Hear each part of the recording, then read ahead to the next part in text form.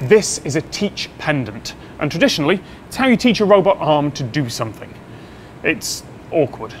Two of the problems with programming robots the traditional way are that you need to tell it exactly what you want it to do, point to point. And the other is that the robot assumes that nothing changes. So you just manually drive the tip of the robot to where you know you need it to go, and then hit record and remember that point.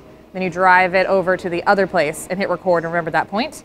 And then when you hit play, it just goes from one point to the next, and it can do that over and over and over again. In the event that there's some error or something moves, the robot has no way of knowing that. The robot will still go exactly where you told it to go the first time, and that can result in a crash or breaking something or injuring a person. It's just like any computer. It will do exactly what you ask it to do, even if that's not what you meant. In the early days of computers, writing code generally meant using what's called assembly language. You would have to literally tell the processor to move things from one memory address to another, or to tweak some values, or to change specific pixels on the screen. Like giving instructions to this arm, you would be telling the chip every single thing that it had to do. But as time moved on, programmers got higher level languages. Write some words and some brackets. The system works out the boring details for you. If you've ever worked with a spreadsheet, then that counts. Writing a formula in Excel, that's enough. In the end, sure, it all gets converted to assembly language, but most programmers never even have to think about it. The team here at Autodesk's Pier 9 workshop in San Francisco are working on more or less the same thing, just for making physical things.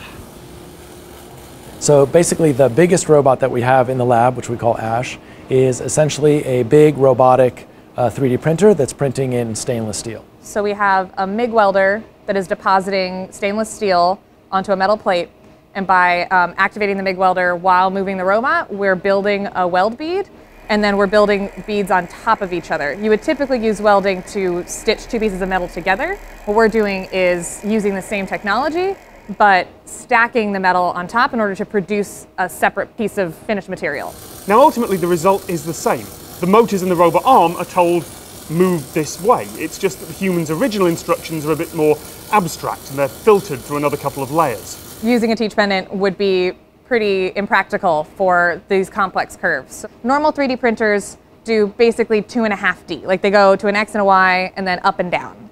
This robot can point in various directions. The robot needs to know not only where it is, but how it should point when it gets there. So we give it a piece of geometry, and the software figures out the instruction set for the robot that will result in a print that is what we want. One of the things we're developing is a closed loop feedback system where the robot is actually aware of what it's doing.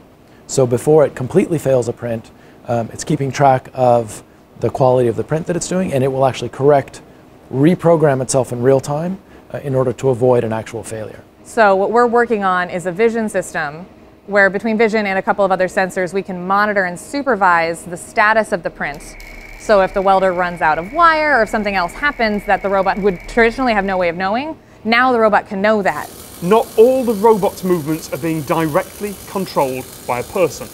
And if it goes wrong, it's a bit different than just having an error message pop up.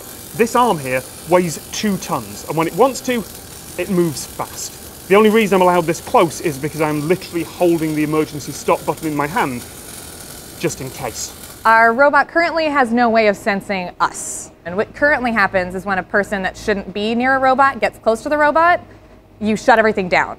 It would be great, and we're interested in a future where the robot can know that that person is there, be it through vision or some other kinds of sensing, and then actively avoid that person and continue doing what it's doing. Self-driving cars, hospital heart monitors, basically everything electronic. Ultimately, the code in it is just ones and zeros. The more levels of abstraction between the programmer and the bare metal, the easier it is to write code, but when something goes wrong, fixing it might be out of your hands. Thank you very much to all the team at Autodesk and to their applied research lab here at Pier 9 in San Francisco. Go check out their YouTube channel or pull down the description for some links to see the amazing projects they're working on.